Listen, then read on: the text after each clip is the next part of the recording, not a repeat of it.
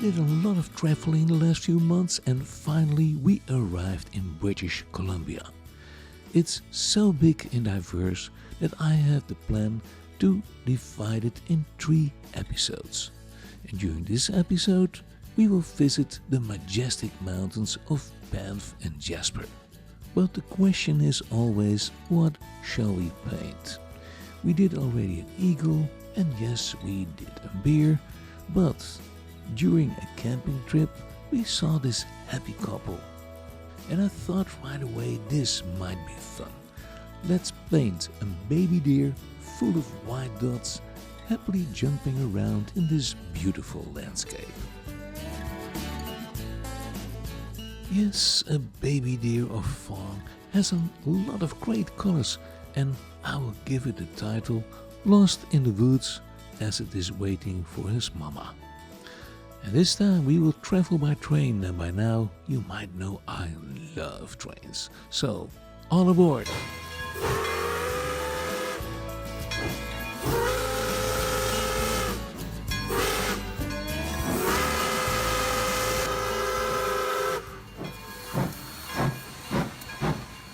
This is what I like about old steam logs. Sit back and enjoy the ride. And they seem to be alive and have a character of their own. Now let's see if we can find a baby deer.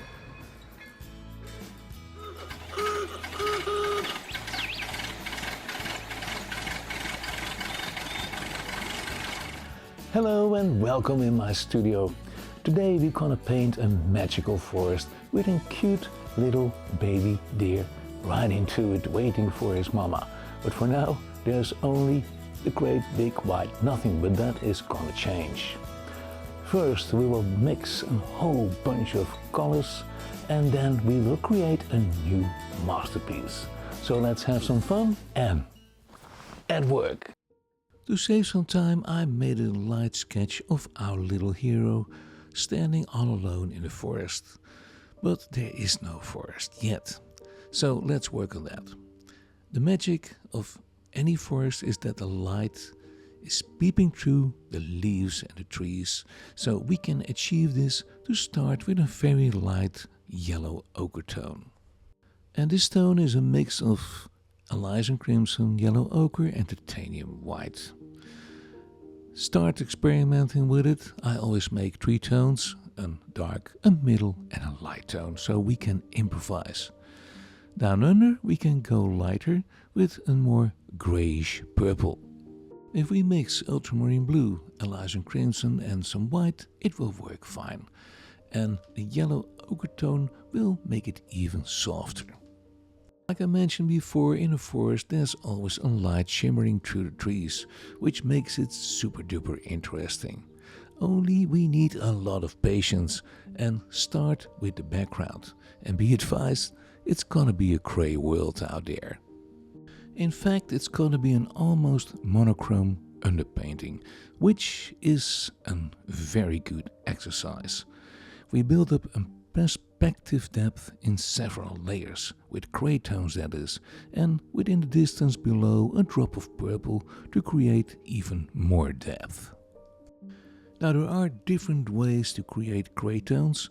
Ivory black and titanium white will work great, and sometimes we can add some ultramarine blue to it for more a bluish grey. Another method but more challenging is ultramarine blue, burnt umber and titanium white. And if you want it more bluish, just add more ultramarine blue to it. And if you ever need help, you are always welcome in our beautiful lesson center in Qualicum Beach, or drop me a line. For this underlayer of the water part, I use a filbert brush, just a round soft brush. But for the underlayer I used a 1-inch brush of Uncle Bob, which works great on blank canvases. And by the way, talking about canvases, I mentioned this before in my shows, always buy the best canvas you can afford.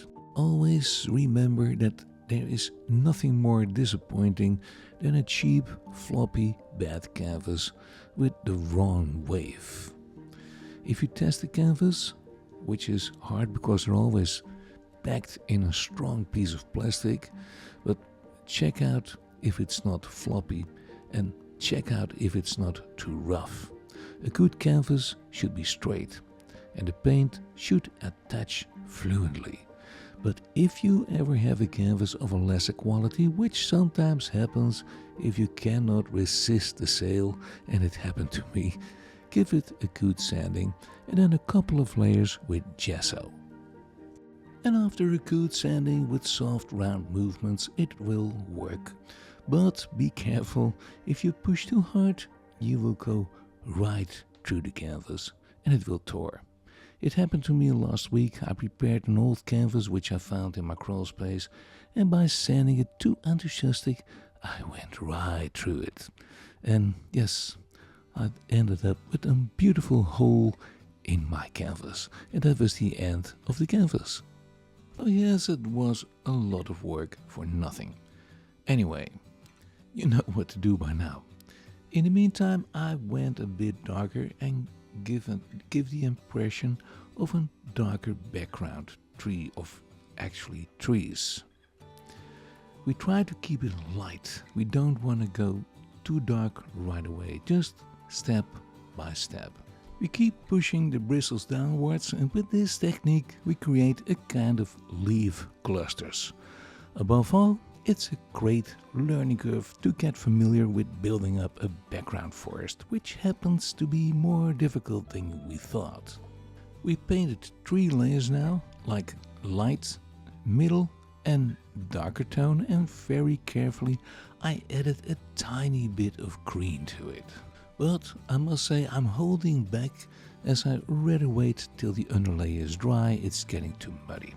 What we still can do is drawing a few far away tree trunks. Hold the round brush like this and it will go down very smooth. Yes, we do it in one move, a bit risky, but we can do it.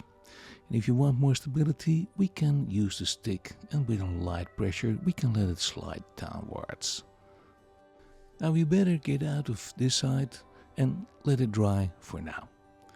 With the big 1-inch brush we can build up the second underlayer. I'm gonna speed up now because it's the same technique and I don't want you to get bored. You will dream in grey tones tonight. We don't do much color yet, only soft grey tones with a little touch of purple into it.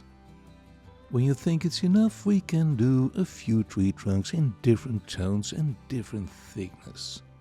Now don't worry when you go a bit out of line, because 70 to 80% won't be visible anymore, just peeping through the shimmering leaves. Yes, this little painting has a lot of techniques and it's gonna be very interesting. In the distance below our little friend, we keep it soft and misty, nothing special, just a few faraway trees and that's it. Now let's go a little bit higher. As these trees are far away, I want the clusters of leaves a bit smaller. But watch out, we don't want to go too dark. Keep it light, otherwise we spoil the effect. This technique is called color perspective. The background soft and misty and the foreground dark and clear. We let the first layer dry for a few days and then we can start with the in-between layer.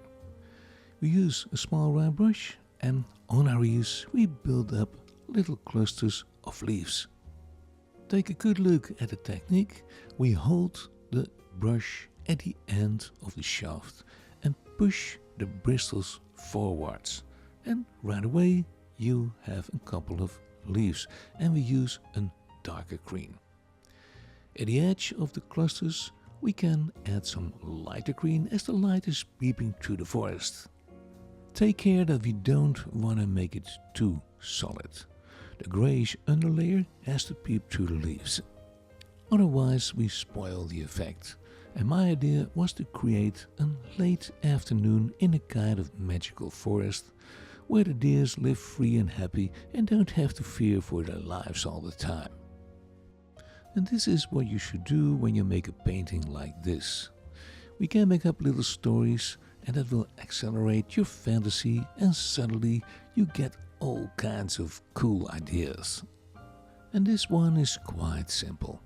Our little Bambi was playing and jumping, just having fun, and suddenly he lost his mom. And yeah, what to do now? Well, all he can do is wait for his mom and hope for the best. In the meantime, we keep building up little clusters, and the further we go sidewards, the lighter we go. If we are on, let's say, 3/4 of the forest, we can add a bit soft purple to the mix and make it all more misty. We want to create the feeling that we are looking right into the forest. So the lower we go, the more light purple gray we can add to the mix. This means that we take away the color power of the fresh green and make it slowly a bit duller. Let me show you. Here it is. I added a bit of the purple in combination with a tiny bit of the ochre tone. Now, the less light in the forest, the more misty it will get. And again, this is how we create a kind of color perspective in our forest. So we don't want a screaming purple. You hardly can see that it's there, but believe me, it's there. But we make it very soft and, like I said, with an ochre tone. Actually, it's pretty easy to remember this. Colors close by, clear and sharp. Colors far away, more misty and blurry. A very simple but effective technique. And if you have painted with me before, you might know that I am a strong supporter of the techniques of the Dutch masters, and this was one of their most important techniques.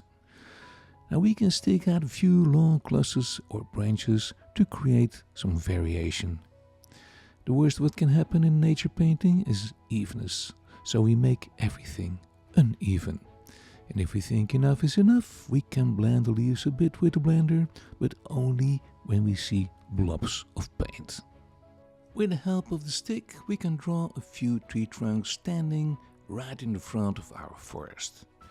The front tree will be thick and the others a bit thinner, again to create a perspective feeling. The front tree gets the colors and the others stay a bit blurry. And as the light comes from the right, we can add an ochre tone with some gray on the right side. Just with a small brush, blend it in. And then we have to be brave and take the knife. We put a little roll of light gray and maybe some burnt sienna and just strike it lightly over the wet underpaint. No pressure, just a soft light touch will do. And if you want to know more about this great technique, you're always welcome to hop in for some good advice in our lesson center. With a combination of black and burnt sienna, we can paint a few branches on the trees. At the start, we push the bristles, and at the end, almost no pressure. Just let the brush slip away into the so-called big nothing, or space, whatever you want. We always can give them a little touch of light on the right side. And a good advice, keep the moves small. Just sketch little pieces and the risk you slip away or maybe make a mistake is way much less. Let's decorate the trees with more contrast. We start with a few dark clusters of leaves and go right to the light background. This will give a cool 3D feeling in the forest. It will push the blurry background to the back.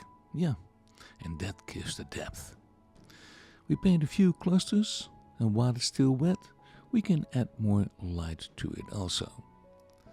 The lowest cluster can be a bit thicker, and he gets less light than the others. But let's make it a bit bigger, and then if we think it's all enough, we can take a small blender brush and fade it in. Not too heavy, otherwise we spoil the effect of the leaves. Just go over it very softly and get rid of little blobs caused by the medium. Let's do something at the other side of the forest. I walked also to the right side, otherwise you will see my big black arm all the time moving over the screen, and that's not what we want. This time we're gonna use the fan brush, and we take a pretty dark tone of green on one side and a lighter tone on the other side. And this will give a great natural effect right away. We push the bristles forward and turn it around and around. Just in a few moves we set up a whole forest there. Down below we add a bit of grey, or maybe a bit of purple too. Then with the small round brush we can paint smaller leaves, and if we go downwards we can add even more grey and purple to it to create depth again. Let's do a few leaves here and there, and when we think enough is enough, we can plant some trees in the front of our forest. We have done a lot in a very short time, so we earn a little break. Maybe take a little drink and relax, and let me tell you about the history of the Canadian railways. Now let's talk about trains.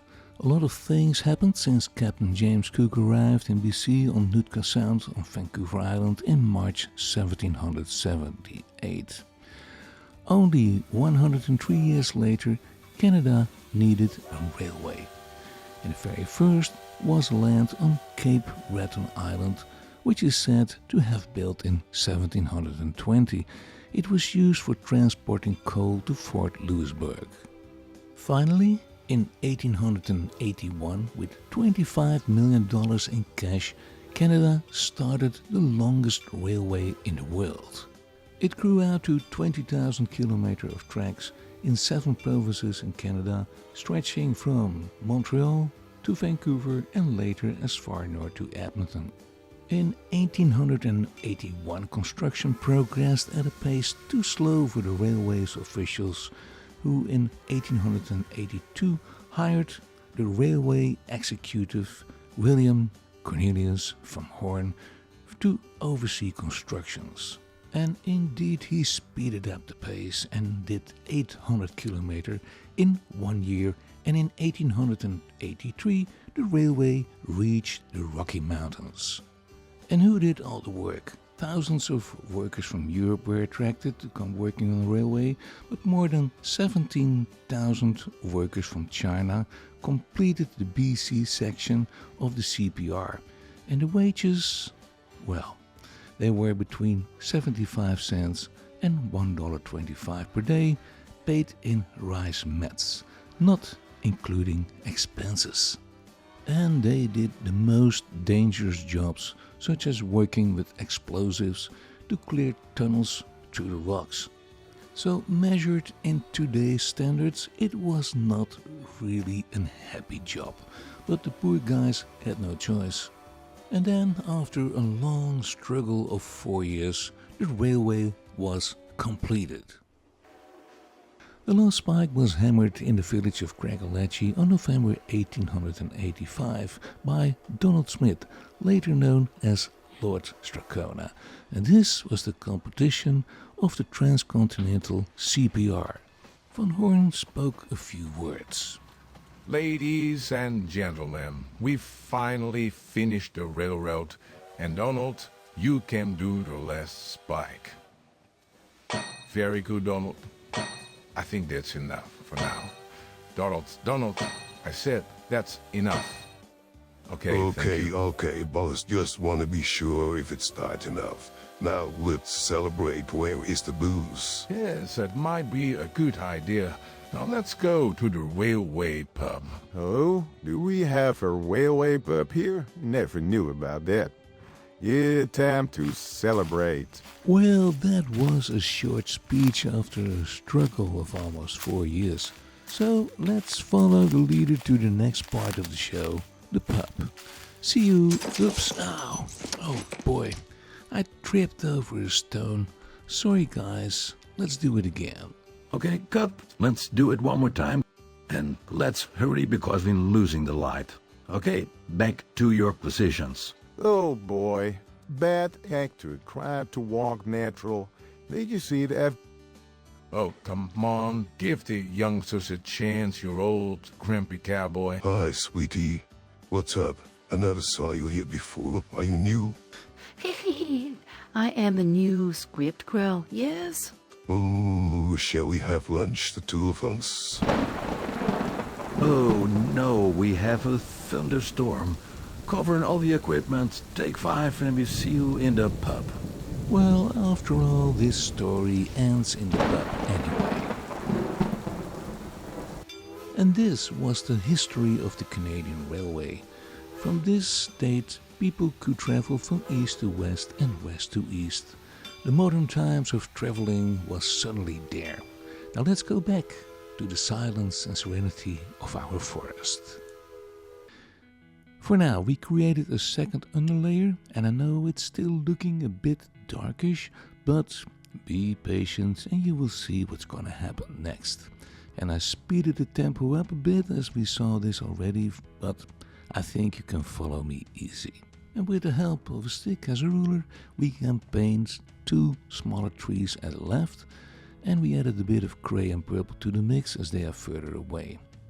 I did a big tree trunk in the front freehand and in one move. Can be tricky. And on the left side, where the light comes in, we can add grey and a bit of ochre tone.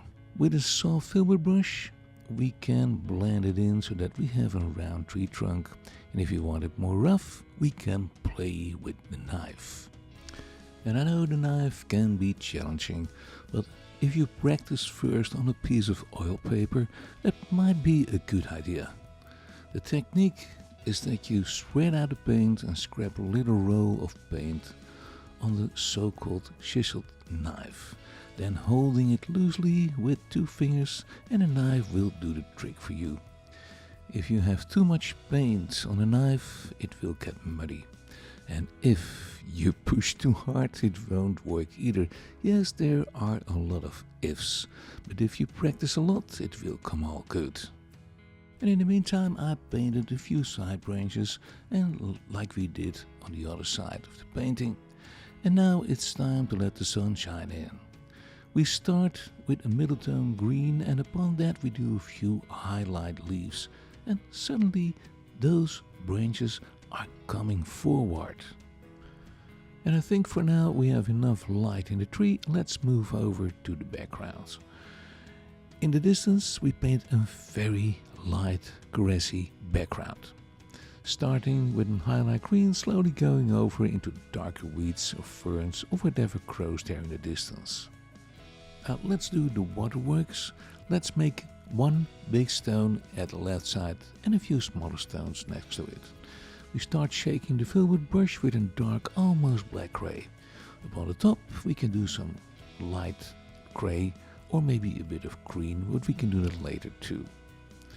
With the same easy technique we can put down a few other smaller stones, and this will be the edge for a little river who's streaming downwards. And see how many stones you want to paint there. It's your little world, you can do whatever you want.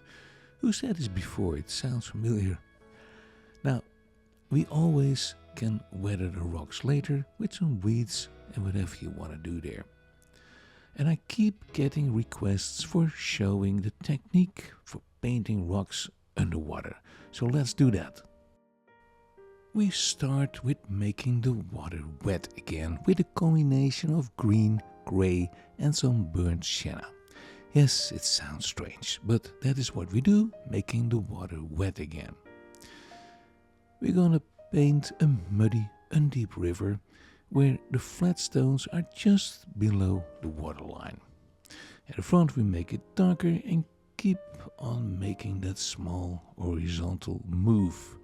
Keep it small, that is my advice, and then try to blend it in. We keep the right part of the water a bit greyish. We're gonna pick up some light burnt sienna, so burnt sienna with a bit of white and a bit of grey maybe, and add some ochre and then push the stones into the wet underlayer, and then we blend them in a bit. Actually, it's too easy. Everybody can do this, really. The right technique is again no pressure, no pushing, otherwise we spoil the effect. In the front we can do a few lighter stones, blend them in, and as we made a dark undertone it will look like an edge. At the other side we can do the same, make it all wet again, and we paint a dark surface first and then break it with a few grey strokes. And this is a kind of pre-shadow for the deer. And as the water is not very deep and streaming and moving, we don't need to do an exact mirror. It's all broken by the movement, and it saves a lot of time for us painters. Let's do another stone at the other side. And now you know the trick. First a dark shape, then the light grey over it, blend it and give him a shadow in the water. It's almost a 1, 2, 3 thing. Now, before we go on, let's make the front water a bit darker. Then some light tones over it, and at the end we use the blender brush to make it soft. I want to do some darker edge on the stones. And I mean on the left side. We use a small round brush and almost no pressure on the bristles. It's all blurry and muddy. With a clean, soft blender brush, we blend the paint in and make all the edges softer. The shadow edges are now more visible and it shows more depth, and that is what we want. And if we're happy with the result, we can put a few water ripples on the surface with a light bluish grey. Just let the knife dance over the wet surface. Hold it between 2 fingers, and I said it before, no pressure. With a small round brush we can do some more work on the stones. There's one stone in the middle of the water and he's just getting above the water surface. We give him a bit more shadow, and in front of that a few water ripples, which is always looking cool. And maybe we can do a few stones there in that corner, and I think for now that's enough. And when we're ready we can always do a few scratches more over the water surface with the knife. Yes, the knife will work great. Also to roughen up the big stone surface at the left side. Just scratch over it with a light grey and some light green. On a rock like this you will always find moss, weeds and whatever will grow there. We're almost done with the backdrop and let's work on the deer. But first we take a little break. Before we say goodbye, I would like to show you our Academy of Music and Art in Qualicum Beach. I teach there music and art, and my wife Els card making and scrapbooking. I would love to show you my paintings just to get some inspiration, and I understand that for a lot of you Qualicum Beach is not next door, but if you happen to be on Vancouver Island, just hop in for a chat and take a look around. And of course you are always welcome if you need some advice about materials, maybe color mixing, or whatever you want to know about art and music. My sweet wife Els is a magician with paper, and she shows a great selection of scrapbooking and paper art. And don't forget that we offer a wide range of courses in music, painting, scrapbooking and card making. Yes, there is a whole new world, a whole new creative world for you right at your fingertips. Our steady viewers might know by now that I love to support the North Island Wildlife Recovery Center in Arrington with my paintings. This place, founded by Sylvia and Robin Campbell, is a lovely retreat for wounded birds and other animals who need recovery and help. Also a lovely place for inspiration. So if you ever visit the island, take a look in the center and admire all the wonders of nature. Enjoy!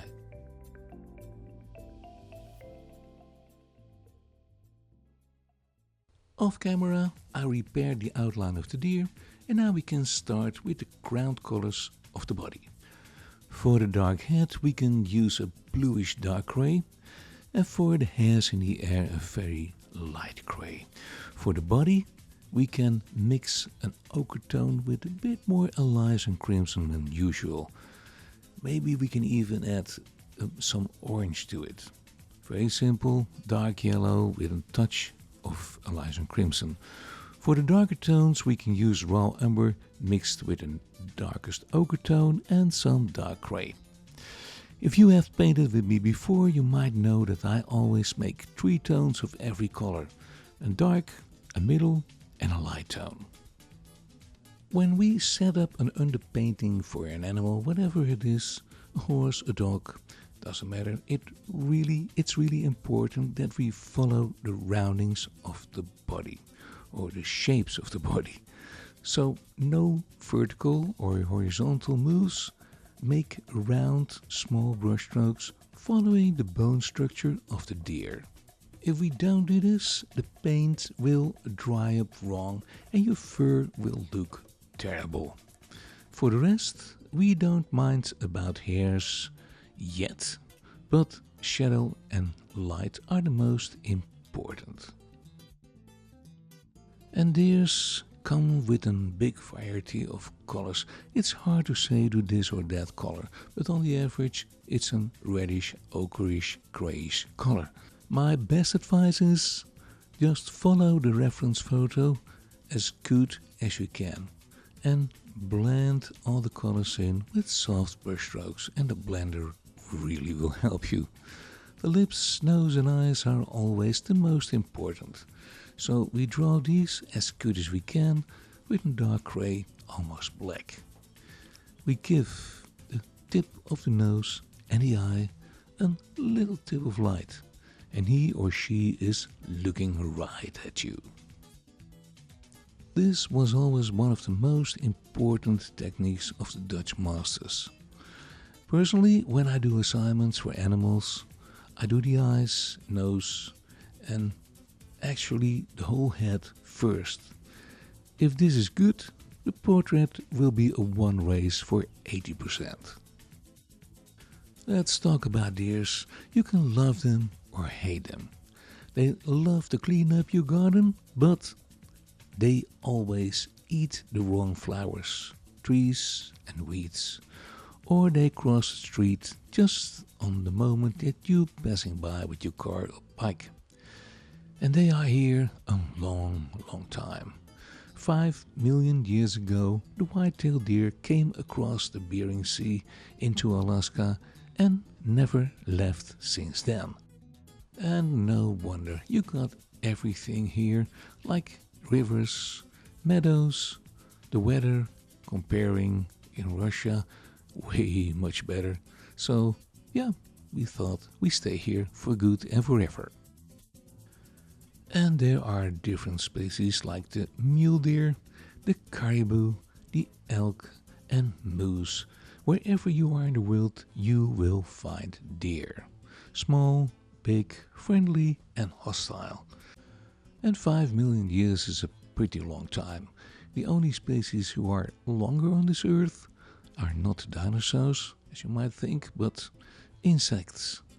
The oldest one is 410 million years old and found in Aberdeen, Scotland. You would think Africa, but no, this one liked the cold, and it was called the Rhymognatha hurstii. I hope I pronounce it well. But then again, 410 million years ago, Scotland maybe have been tropic, I don't know. Climate changes all the time. Another survivor is still here. It is the cockroach, who is 320 million years among us and in a great many different species. But I can imagine we like to watch the deer more, even when he destroys our gardens. Now before we finish the deer, I want to do a bit of decorating at the background. In between rocks you can always find little weeds growing, and really it's very easy to do. With a small round brush we can tip little weeds with different tones of green and ochre. And maybe there are a few floating leaves from the water too, or floating debris. Just use your imagination. In the distance I want to add more a grayish mist, as we often see on an early morning in the forest. So with a touch of grey we give the distant grass a slight touch of mist. In the foreground we can paint a muddy side of the river with grey and ochre. Just brush it in between the grasses. A little stream like this has always a muddy river edge. Birds love to do an early bath or get mud for building a nest. At the background tree we can add more weeds in the foreground. Just use the different tones of green and maybe a bit of ochre. Now let's work on a deer. With a reddish tone of ochre we can make the fur wet again. And while we're doing this we make some deeper shadows, and for that we can add a bit of raw umber to the darkest ochre mix. It sounds complicated, but actually it's very simple.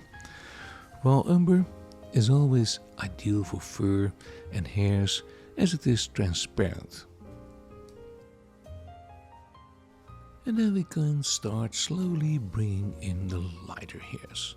For that we use a small round brush, leaning the hand on the stick, and use a combi of light grey and light ochre tones.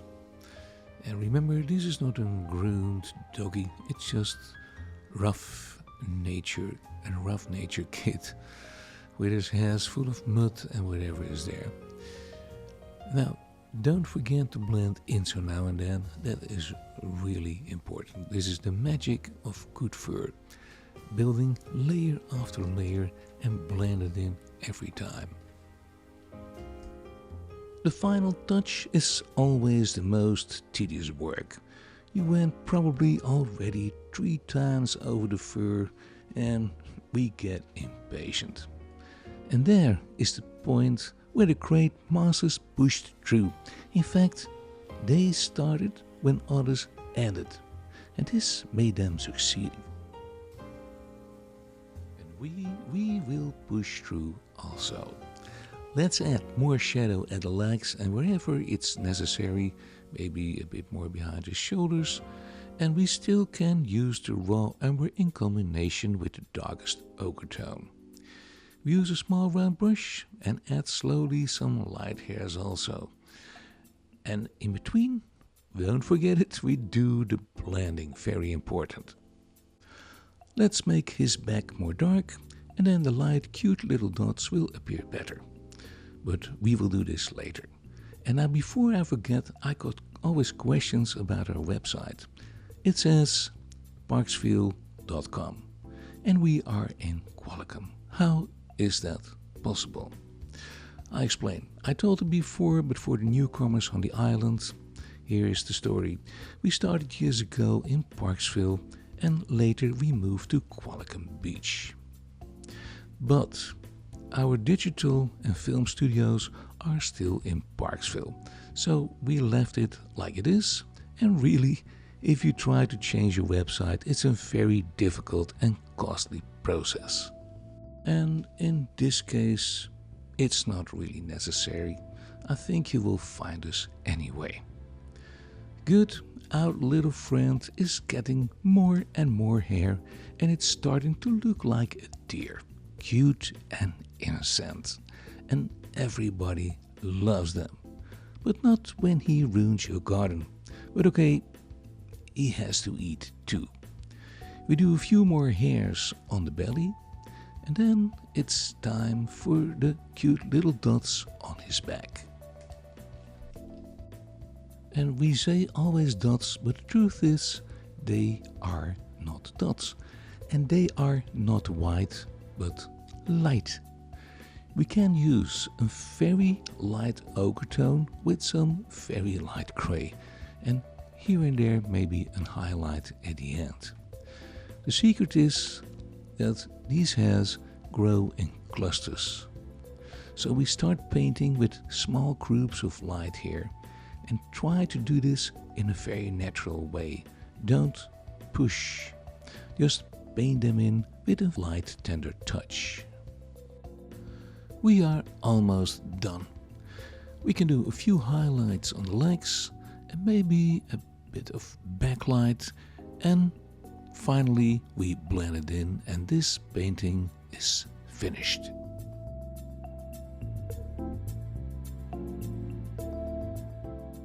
Our little Bambi is ready, but he is still standing all alone in a dark forest waiting for his mama. I hope you liked the show. Check out our website. Till the next time, and keep on painting!